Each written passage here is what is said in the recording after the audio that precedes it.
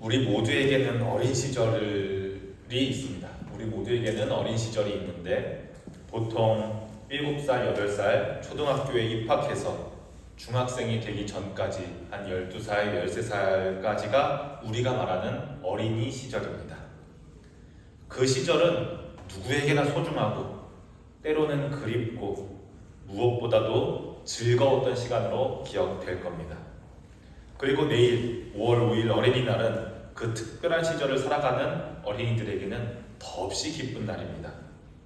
이날은 왜냐하면 부모님과 어른들이 아이들에게 선물도 주고 맛있는 것도 함께 먹으면서 사랑을 표현하는 날이기 때문에 그렇습니다. 우리 본현교회 어린이들인 연우, 선우, 그리고 우리 2층에 있는 정현이에게도 이 어린이날은 무척 기다려지는 날일 겁니다. 아마 아이들이 원하는 것은 게임기일 수도 있고 더 좋은 스마트폰일 수도 있고 그렇겠지요.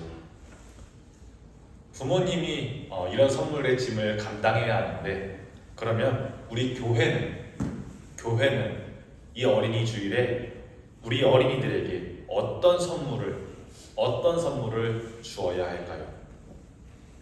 물론 물질적인 선물도 좋지만 교회가 어린이들에게 줄 수 있는 가장 귀한 선물은 바로 하나님의 말씀을 듣고 배우고 또 익혀갈 수 있는 믿음의 환경을 제공하는 것일 겁니다.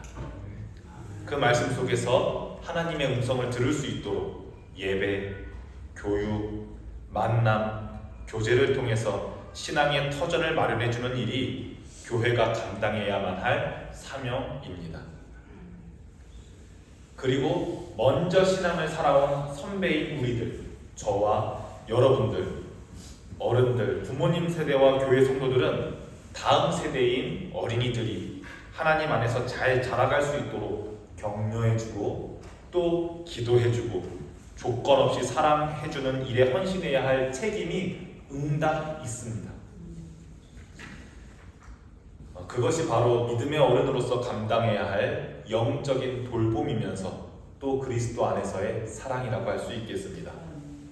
그래서 오늘 이 시간에는 우리 본현교회 어린이들이 연우, 선우, 정현이 그리고 함께 예배드리는 모든 어린이들이 하나님의 말씀에 귀 기울이고 그 속에서 하나님의 부르심과 사랑을 느끼는 귀한 시간이 되기를 간절히 바랍니다. 여러분 기억하실지 모르겠습니다. 사순절 기간 이전에, 사순절이 되기 이전에 우리가 창세기를 쭉 읽었었습니다. 1월, 2월, 3월에는 창세기에 나오는 아브라함이 하나님을 만나 자신의 고향을 떠나 하란으로 떠났던 이야기, 그리고 하나님께서 자녀 한 명도 없는 아브라함에게 하늘의 별처럼 바다의 모래알처럼 많은 자손을 주겠다고 약속하신 이야기들 기억나실 겁니다. 하나님께서는 많은 자녀를 아브라함에게 약속하시면서 이런 말씀도 하셨었는데요. 제가 표준 세번역으로 한번 읽어보겠습니다. 주께서 아브라함에게 말씀하셨다. 너는 똑똑히 알고 있거라. 너의 자손이 다른 나라에서 나그네 살이를 하다가 마침내 종이 되어서 400년 동안 괴로움을 받을 것이다. 이런 말씀을 하셨었습니다. 그런데 이런 말씀으로 끝난 게 아니라 반드시 그곳에서, 그 애굽이라는 곳에서, 애굽이라는 말씀은 안 하셨지만 반드시 그곳에서 괴로움 받는 너의 자손들을 그곳에서 꺼내서 다시 네가 지금 발 딛고 있는 곳 가나안이라는 땅으로 다시 인도하겠다라는 약속의 말씀도 하셨었습니다. 이것이 첫 구원의 약속이라고 할 수 있겠습니다. 그리고 하나님께서 하신 이 약속은 아브라함의 아들 이삭까지, 이삭의 둘째 아들 야곱까지, 그리고 야곱의 아들 요셉까지 이어졌습니다. 그리고 기억하시죠? 야곱, 이때는 이스라엘로 이름을 바꿨었는데 이스라엘의 가족들은 요셉이 이집트의 총리로 활약하고 있을 때 온 가족이, 이스라엘을 포함한 온 가족이 이집트로 건너와서 이제 살게 됩니다. 그리고 시간이 흐르고 또 흘러서 요셉도, 총리 요셉도 나이가 많이 들어서 죽고 400년이라는 긴 시간이 흘렀습니다. 이스라엘의 가족이 이집트로 이동할 때는 약 70명 정도가 이동했지만 400년이라는 시간이 지나자 이스라엘 자손들은 그 수가 많이 늘어나서 가히 민족으로 불릴 만큼 그 수가 많이 불어났습니다. 또 시간이 많이 흘렀기 때문에 나라를 아주 지혜롭게 멋지게 통치했던 요셉의 업적이 점점 잊혀져 갑니다. 이제 400년 뒤에 새로운 파라오는 이런 요셉의 업적을 전혀 기억하고 있지 못하고 있습니다. 파라오는 이렇게 생각합니다. 우리나라 사람들도 아닌데, 우리의 이집트 사람들도 아닌데 이스라엘 자손들의 숫자가 점점 늘어나는 게 못마땅하고 또 불안했습니다. 이스라엘 사람의 수가 점점 늘어나는 것은 이집트인들과 파라오에게는 불안 요소입니다. 지금도 그렇죠. 외국인들의 세력이 커지는 것, 외국인들의 수가 불어나는 것은 자국민들에게는 불안 요소로 작용합니다. 그래서 파라오는 이스라엘 민족들에게 괴로움을 주기 위해, 그들에게 어려움을 주기 위해 곡식을 저장할 큰 창고와 궁전 짓는 노역을 부과합니다. 아마 힘들고 고된 노동이었을 겁니다. 그런데 이런 힘든 노역을 부과하는데도 불구하고 이스라엘 자손들의 수가 줄어들지를 않습니다. 그러자 파라오는 강수를 하나 두게 되는데요. 이스라엘 자손들의 수가 너무 많다. 앞으로 이 히브리 민족의 갓 태어난 남자아이는 강물에 던지고 여자만 살려두어라. 이렇게 하면 인구수가 좀 낮아질 거다. 이렇게 생각합니다. 제가 이스라엘 민족이라고 안 하고 뭐라고 말했습니까? 히브리인이라고 했습니다. 히브리인이라는 말은 건너온 사람들, 원래 여기 사람들 아니고 건너온 사람들이라는 뜻입니다. 그러니까 여기서 히브리인은 누구를 뜻합니까? 아브라함과 이삭과 야곱, 즉 이스라엘의 자손들이 바로 히브리인인 겁니다. 바로 이 시기에 히브리인으로 태어난 한 남자아이가 있습니다. 그 아이의 어머니는 몰래 아이를 살리기 위해 난지 3달밖에 안 된 아이를 갈대 상자에 넣어서 나일강 갈대밭 사이에 흘러내리지 않도록 잘 끼워 넣었습니다. 그 갈대 상자는 파라오의 딸인 공주에게서 발견됩니다. 아버지의 명령대로라면 이 아이는 죽어야만 했겠지만 아이가 무슨 죄가 있다고 이 딸의 심경이 어땠는지는 잘 모르겠지만 이 아이를 갖다 바치지 않고 그 공주는 아이를 들여 양자로 삼아서 궁궐 내에서 기르게 됩니다. 그리고 이 아이는 물에서 건져낸 아기다, 물에서 건짐받은 아기다 라는 이름으로 물에서 건져냄이라는 뜻의 이름으로 모세라는 이름을 짓고 이집트의 왕자로서 자라나게 됩니다. 이제 이 왕자 모세는 말이죠, 연우 선우처럼 어린이 시절을 지나서 또 10대 청소년기를 지나서 20대를 지나 저처럼 30대를 지나 40에 장성한 어른이 되었습니다. 여느 때와 같이 궁궐을 돌아다니던 모세는 히브리인들이 노역하는 공사 현장을 지나치게 됩니다. 그리고 그곳에서 자기와 생김새가 닮은, 자기와 비슷하게 생긴 히브리 민족 노예가 이집트 공사 관리관에게 매맞는 장면을 보게 됩니다. 이 장면을 보고 모세가 무엇을 느꼈는지는 잘 모르겠습니다. 자기 정체성에 혼란이 와서 그런 건지, 아니면 생김새가 닮은 사람, 나의 동포 같은 사람이 핍박받는 모습을 보는 것을 참을 수 없어서 그런 건지는 모르겠지만 이 장면을 그냥 지나칠 수 없었던 왕자 모세는 매맞는 히브리인을 구하려다가 그만 공사 현장에서 그 이집트 공사 관리관을 죽여버리고 맙니다. 더 이상 왕자로서의 삶을 살아갈 자신이 없었던 모세는 나는 도대체 누군가? 난 지금 여기서 뭐 하고 있는 사람인가? 나는 왜 이곳에 있는가? 라는 물음을 가진 채 이집트를 떠나서 저기 저 멀리 미디안이라는 사막 광야로 도망칩니다. 이제 40년 동안의 왕자로서의 삶은 접은 채 미디안 사막 광야에서 십보라라는 이름의 한 여성을 만나서 결혼하게 되고 광야에서 양치는 일을 하면서 평범하게 살아갑니다. 그리고 이제 이곳에서 40대, 50대, 60대, 70대, 80까지 천천히 또 평범하게 아무 일 없이 목자로서 삶을 마감하는 그 여정을 향해 늙어가고 있습니다. 여느 때와 같이 양떼를 치러 근처의 호렙산으로 모세는 올라갑니다. 그런데 저 멀리서 무언가 희한한 광경을 보게 됩니다. 떨기나무가 있었는데 그것이 불에 붙어 있기는 한데 타버리지는 않는 겁니다. 모세는 희한하다 생각해서 가까이서 보기 위해 나무 곁으로 가고 있는데 그때 떨기나무 가까운 가운데서 하나님의 음성을 처음으로 듣는 사건이 발생합니다. 출애굽기 3장 3절부터 6절을 제가 한번 표준 세번역으로 읽어보겠습니다.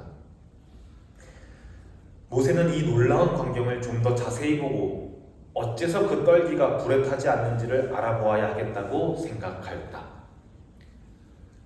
모세가 그것을 보려고 오는 것을 보시고 하나님이 떨기 가운데서 모세야, 모세야 하고 그를 부르셨다. 모세가 대답하였다. 예, 제가 여기 있습니다. 하나님이 말씀하셨다. 이리로 가까이 오지 말아라. 네가 서 있는 곳은 거룩한 땅이니 너는 신발을 벗어라. 하나님이 또 말씀하셨다. 나는 너의 조상의 하나님, 곧 아브라함의 하나님, 이삭의 하나님, 야곱의 하나님이다. 모세는 하나님을 뵙기가 두려워서 얼굴을 가렸다. 하나님께서 모세에게 말씀하셨습니다. 나 아브라함에게 했던 약속 잊지 않고 있다. 나 이삭에게 했던 약속 잊지 않고 있다. 나 야곱 즉 이스라엘에게 했던 그 약속 잊지 않고 있다고 모세에게 알려주십니다. 그런데 듣는 모세는 정작 아브라함이 누군지 알고 있습니까? 이삭이 누군지 알고 있습니까? 이스라엘이 누군지 알고 있습니까? 모릅니다. 400년 전 이들과 언약 맺은 하나님을 모세는 알지 못합니다. 하나님과 그들이 맺은 언약의 내용도 모세는 알지 못합니다. 아무도 기억하고 있지 않는 그 약속, 아무도 성취될 거라고 기대하지 않고 있는 그 언약을 하나님은 여전히 기억하고 있습니다. 우리는 하나님께서 얼마나 신실한 분인지를 모세를 부르시는 장면을 통해서 엿볼 수가 있습니다. 하나님께서 했던 약속이 무엇이었습니까? 오래전 아브라함에게 하셨던 그 약속, 너의 자손 별들처럼 많게 해줄게. 400년 후 외국에서 고통받고 있을 그 자손들 내가 반드시 인도해낼게. 그 약속을 하나님은 기억하고 있었습니다. 그리고 그 일을 맡길 사람으로 우리가 볼 때는 별로 적합하지 않은 사람 모세를 부르십니다. 지금 하나님께서 말씀하시는 걸 보아하니 모세를 통해서 노예 히브리 백성들의 대탈출을 아마 기획하고 계시는 것 같은데 모세는 적합한 인물인 것처럼 보이지가 않습니다. 일단 나이가 몇입니까? 80입니다. 그리고 40년 동안 무엇밖에 안 했습니까? 양치는 일 말고는 뭐 해본 적이 없습니다. 더 이상 이집트의 왕자도 아니고 건강한 나이도 아닙니다. 객관적인 조건을 보면 모세는 이런 거대한 일을 감당할 만한 능력을 현재로서는 가지고 있지 않습니다. 그럼에도 불구하고 하나님께서는 모세를 부르시고 히브리인들을 구원하겠다는 약속을 이룰 마중물로서 마중물로서 모세를 선택하셨습니다. 여러분, 마중물이 뭔지 혹시 아십니까? 아마 어른들은 아실 텐데 우리 청소년들, 어린이들은 마중물이라는 단어를 아마 잘 들어보지 못했을 거예요. 지금 우리는 물을 쓰기 위해 무엇을 사용합니까? 상수도, 그렇죠? 정수기를 이용하거나 싱크대를 이용하거나 세면대를 이용해서 물을 틀면은 우리는 물을 나오는 시대에 살고 있습니다. 그런데 옛날에는 땅 속에 있는 물을 펌프질을 통해서 꺼내서 썼는데 저 아래 지하에 있는 물을 끌어올렸습니다. 그런데 마냥 그냥 빈 펌프에 펌프질만 열심히 한다고 물이 올라오지는 않아요. 아래에 있는 많은 양의 물을 끌어올리려면 반드시 먼저 필요한 게 하나 있는데 그것이 바로 마중물입니다. 마중물이 뭐냐면 펌프질을 시작하기 전에 아주 조그만 양의 물을 미리 펌프에 한 번 부어야 하는데 이 펌프질을 위한 한 바가지 물을 마중물이라고 부릅니다. 이만한 양의 물, 조그만 양의 물 한 바가지가 먼저 있어야만, 조그만 양의 물 한 바가지 마중물이 있어야만 지하에 있는 수십 리터, 수백 리터의 물을 끌어올릴 수가 있는 거예요. 바로 이 자그마한 모세가 수십만 명의 백성들을 고통에서 건져내는 마중물로 사용됩니다. 그런데 여러분, 이걸 잘 들어보십시오. 하나님을 만났다고 해서, 하나님의 음성을 들었다고 해서 두려움이 없어지진 않습니다. 여전히 모세는 자신이 없습니다. 하나님은 이제 이집트로 다시 돌아가라 라고 말씀하시는데 모세는 그 말을 따를 수가 없습니다. 당연합니다. 모세만 겁이 많아서 그런 게 아니라 우리도 당연합니다. 하나님을 만나도, 하나님의 음성을 들어도 우리 안에 두려움이 없어지지는 않습니다. 하나님께서 이루시는 일을 하기 전에 대부분의 우리는 걱정이 먼저 앞섭니다. 발을 떼기가 어렵고 말을 떼기가 어렵습니다. 그리고 가장 많은 건 이런저런 안 될 만한 이유들이 먼저 우리 눈에 다가옵니다. 모세만 이렇게 덜덜 떤 게 아니라 여기 있는 우리도 하나님께서 이루시는 일의 마중물로서의 역할을 스스로 감당해내기를 어려워합니다. 그런데 그렇게 주저하고 있는 우리에게 하나님께서는 약속하십니다. 오늘 이 약속이 여러분들의 약속이 되기를 소망합니다. 본문 말씀과 이어서 두려워하고 있는 모세에게, 아직도 두려워하고 있는 우리에게, 주저하고 있는 모세에게 하나님께서 어떤 약속을 하시는지 우리 오늘 읽은 본문 말씀과 그 뒤까지 출애굽기 3장 9절부터 12절까지의 말씀을 이번에는 우리가 가지고 있는 성경책 개역개정 성경으로 우리가 한 목소리로 3장 9절부터 12절을 같이 읽어보면 좋겠습니다. 함께 읽습니다. 이제 가라, 이스라엘 자손의 부르짖음이 내게 가라고 애굽 사람이 그들을 괴롭히는 학대도 내가 보았으니 이제 내가 너를 바로에게 보내어 너에게 내 백성 이스라엘 자손을 애굽에서 인도하여 내게 하리라. 모세가 하나님께 아뢰되 내가 누구이기에 바로에게 가며 이스라엘 자손을 애굽에서 인도하여 내리까? 하나님이 이르시되 내가 반드시 너와 함께 있으리라.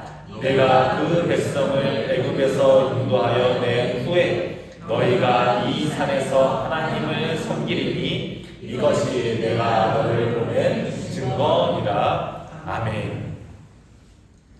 내가 너와 반드시 함께 있을 거라는 약속과 함께 하나님께서는 아브라함에게 하셨던 그 첫 구원 약속, 그 첫 구원 약속을 신실하게 이행하십니다.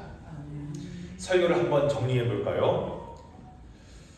도망친 모세, 도망쳤던 모세, 더 이상 왕자가 아닌 흔하디 흔한 양치는 목자로 사는 모세를 하나님께서 부르신 것처럼 하나님께서는 정치인이나 연예인을 부르시는 것이 아니라 보통 사람들, 우리 같은 보통 사람들을 부르셔서 하나님의 일을 맡길 만한 사람을 찾으십니다.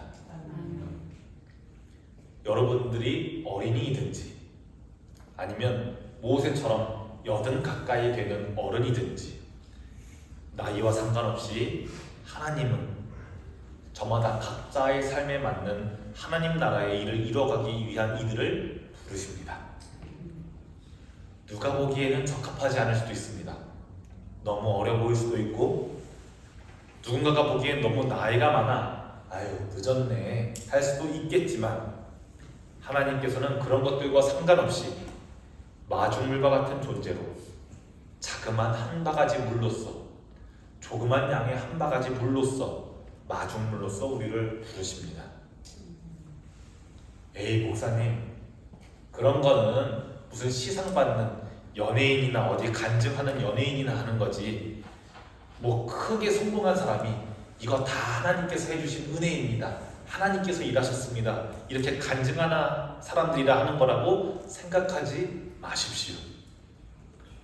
하나님께서는 지금 우리에게도 우리 삶 속에서도 말씀하십니다. 뭐라고 약속하십니까? 내가 반드시 너와 함께 있으리라. 담대하게 하나님을 믿고 마중물로 귀하게 쓰임받는 여러분들이 되기를 주님의 이름으로 축복합니다. 기도하겠습니다. 하나님 아버지, 우리에게 생명과 시간을 주셔서 오늘도 예배할 수 있게 하심을 감사합니다. 오늘 모세를 부르시고 여전히 주저하고 있는 그에게, 여전히 두려워하고 있는 그에게 내가 반드시 너와 함께 있으리라 약속하신 것처럼 오늘 우리 한 사람 한 사람에게도 그 약속의 말씀을 들려주신 줄 믿습니다. 우리 안에 두려움과 연약함이 있을지라도 하나님께서 사용하실 마중물로 우리를 부르셨음을 기억하게 하시고 작지만 귀하게 쓰임받는 하나님의 사람으로 살아가게 하여 주시옵소서. 또 어린이 주일입니다. 어린이 주일을 맞이하여 우리 교회의 다음 세대인 어린이들을 하나님의 사랑 안에서 건강하게 자라며 주의 말씀을 가까이 하고 하나님의 사람으로 성장할 수 있도록 어른된 우리 모두가 그들을 축복하고 함께 믿음의 길을 걸어가게 인도하여 주시옵소서. 어린이들을 사랑하시는 예수 그리스도의 이름으로 기도합니다. 아멘.